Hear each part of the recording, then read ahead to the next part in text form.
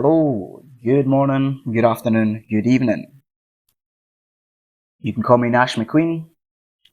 Today we're going to be talking about how to run a faster 5k. You might be asking yourself, why are you telling me how to run a faster 5k? And the only reason that I am here to give you some tips on how you can run a faster 5k is because a few years ago, when I had first started running, my time was 25 minutes. I was running at 25 minutes for a 5k. Fast forward a few years, today, I can now run a 5k at 18 minutes and 30 seconds. That is almost 7.5 minutes, 6.5 minutes, whatever you want to call it, shaved off. Okay. And here are just some of the things that I done which helped me to achieve that. So I'm sharing these with you in hopes that you can take these tips and see yourself running a faster 5k. Now, not going to waste any time, let's just jump into it. These are in no particular order, alright? So, what I would recommend if you want to start running a faster 5k would be, if you haven't already, find a running club, okay? Find a running club with good teammates and good coaches. The reason I say this is because if you have a good team behind you, you have a team of people who are encouraging you, keeping you accountable, getting you ready for runs, races. You can have running days out, okay, where you can train, you can find like-minded individuals in these running clubs where you can make a friend or make a partner, who can help you run faster. You can find people who are faster than yourself and ask them questions. You can train with them. You can emulate them, they can pace you, alright? Good coaches are an essential as well if you want to start running a faster 5k. They can give you tips on how to run a faster 5k. They can give you tips on how to improve your technique. In fact, they can look at your technique and give you correction as well. A lot of the running coaches are the coaches for a reason. They've done it. They've been there and they've done that. Okay, they know the struggle that it is to run. They've went and they've been in the same position as you, where they were also looking to improve their 5k, so they also have tips and tricks that you can use to run a faster 5k. As well as that, they're also going to keep you accountable. They're going to keep you pushing. They're going to motivate you. Alright, they're not just going to let you slack off. This is why it's important to find a good team and some good coaches, which I am blessed to say I have found a good team, and I have some very good coaches as well. The next thing that I would recommend, and this is a non-negotiable, you have to train consistently, and you want to be increasing the intensity of your training over time. Okay, so what does this mean? Okay, it means that if you want to run a faster 5k, right, you can't just be running 5k. Say you do the park run, alright? You basically can't just be running the park run every Saturday and then thinking you're going to get a faster 5k, right? The reason why this isn't going to work is because you're running once a week, you're running at the same pace every week. Now, you can try and obviously run faster. You may get seconds faster, maybe 5 seconds faster, something like that. But if you're looking to really improve your 5k time, you have to be putting in the work. That means you have to be running throughout the week as well. Alright?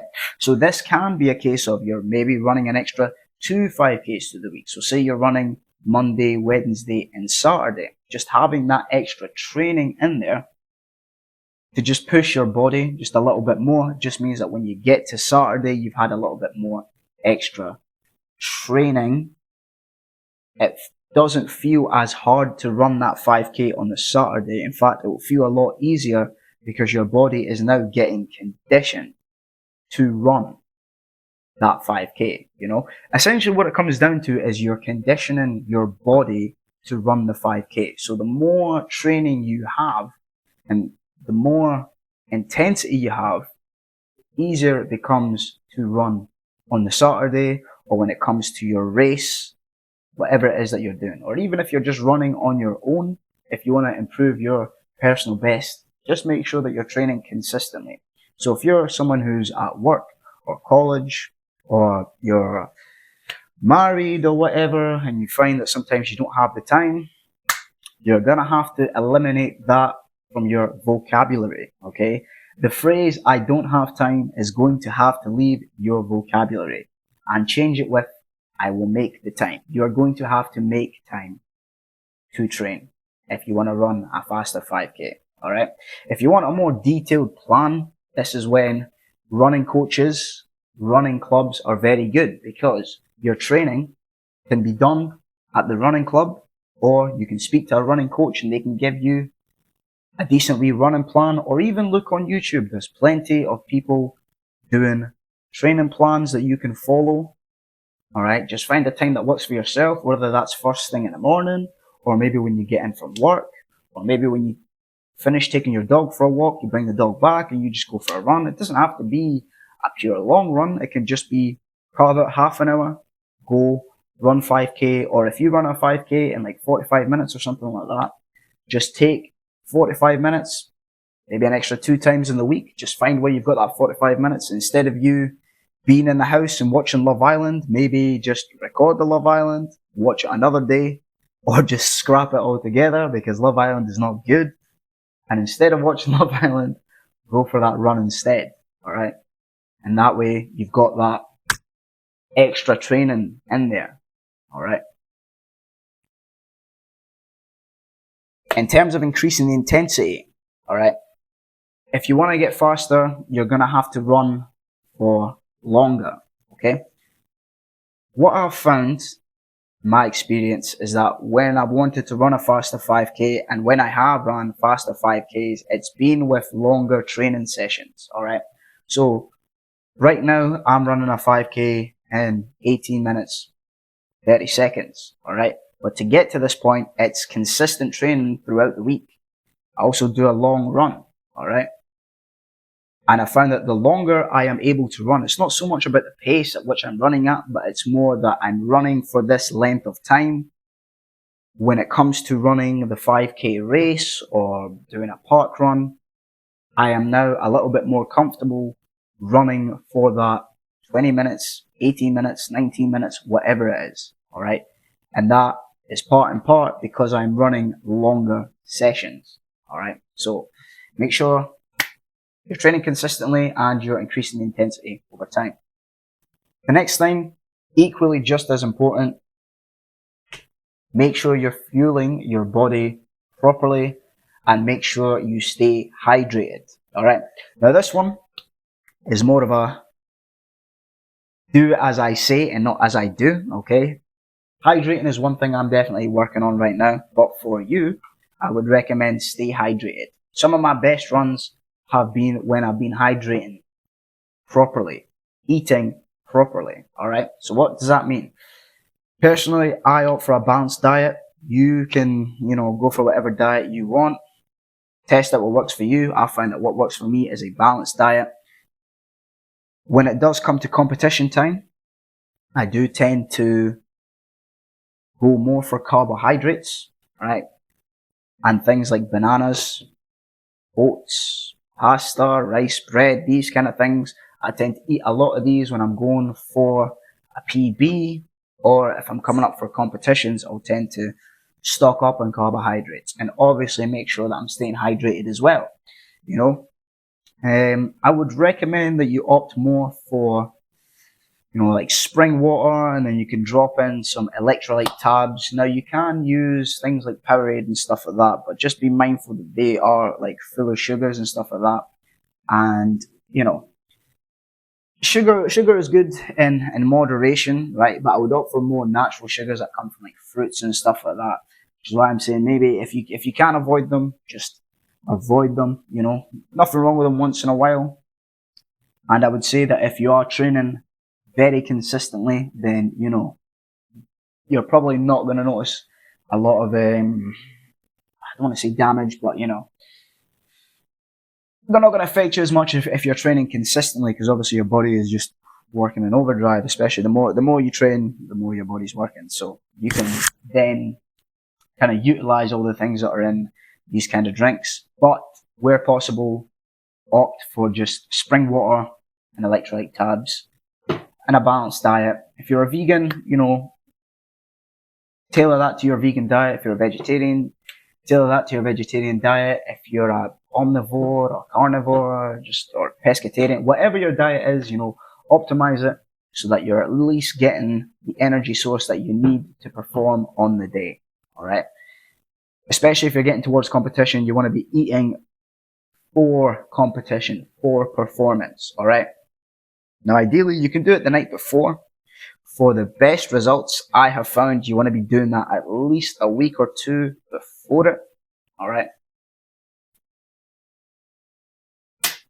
Now, these next 3 tips, okay, are less on the serious side, but are more of a mindset philosophy thing, right? Because obviously running is mostly a mental sport, right? After about the first 10 minutes, you're really just battling against your own mind. So, with that being said, number 4 is you want to be comfortable being uncomfortable, all right? I started running, 2-3 years ago.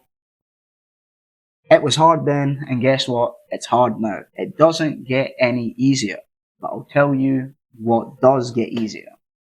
What gets easier is being comfortable with the uncomfortability, alright? It's being comfortable with the thoughts that are in my head, alright? So when I'm running and I'm sitting there sometimes thinking, I just want to stop, I've got a stitch, my legs hurt, I'm running slow, I should just stop, I could just walk this little bit, let me just stop and tie my shoes.